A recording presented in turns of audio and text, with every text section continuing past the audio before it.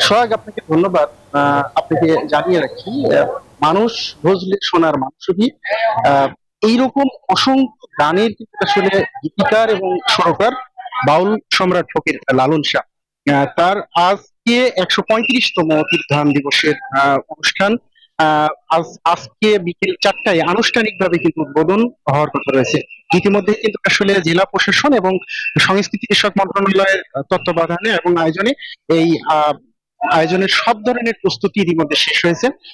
পাশাপাশি যেহেতু এবছর প্রথম আসলে সরকারিভাবে কিন্তু এই রাষ্ট্রীয়ভাবে এই অনুষ্ঠানের আয়োজন করা হয়েছে, এটি কিন্তু আসলে লালনের যারা ভক্ত এবং অনুসারী রয়েছেন বা সাধু বাউলরা রয়েছেন, তারা কিন্তু আসলে বেজায় খুশি। আমি তাদের সাথে কথা বলছি, তারা বলছেন যে দীর্ঘদিন পরে হলেও আসলে রাষ্ট্র যে এই আধ্যাত্মিক বাউলকে স্বীকৃতি দিয়েছেন, এতে কিন্তু আসলে তারা অনেকটা খুশি।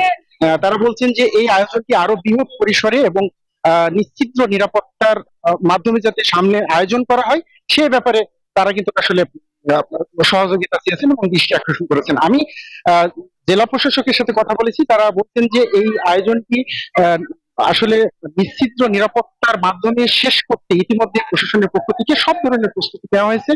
র্যাব, পুলিশ সহ অন্যান্য যেসব আইন শৃঙ্খলা বাহিনী রয়েছে বা সাদা পোশাকে গোয়েন্দারা কিন্তু আসলে বাড়তি নজরদারি রাখছে এবং এই অনুষ্ঠানটি যাতে সুষ্ঠুভাবে শেষ হয় সেই ব্যাপারে কিন্তু তারা উদ্যোগ গ্রহণ করেছে। আগামী 19 অক্টোবর কিন্তু এই অনুষ্ঠানটি শেষ হওয়ার কথা রয়েছে। তো এই ছিল কুষ্টিয়া তীরদান দিবসের অনুষ্ঠানটি আমার কাছে সর্বশেষ।